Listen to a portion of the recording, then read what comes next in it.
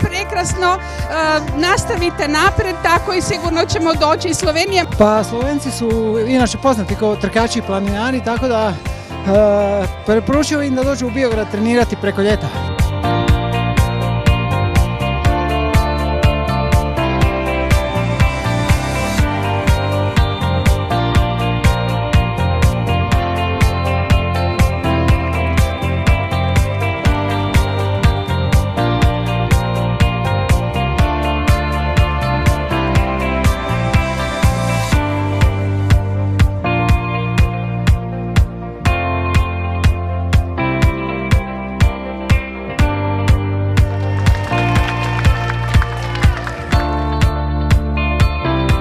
Dali.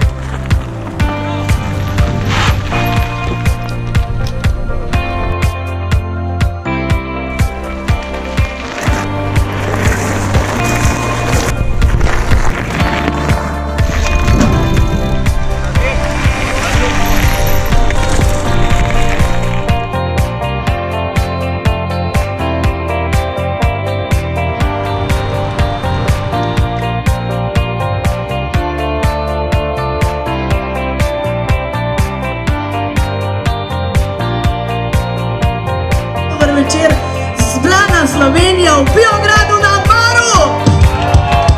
Dober večer, Slovenija!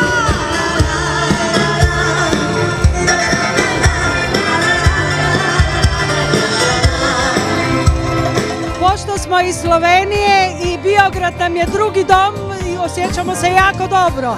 Biograd na more smo prišli zaradi slovenskega vikenda in zelo uživamo. Dobro je fešta i hrana je sve. Dobro imamo, super.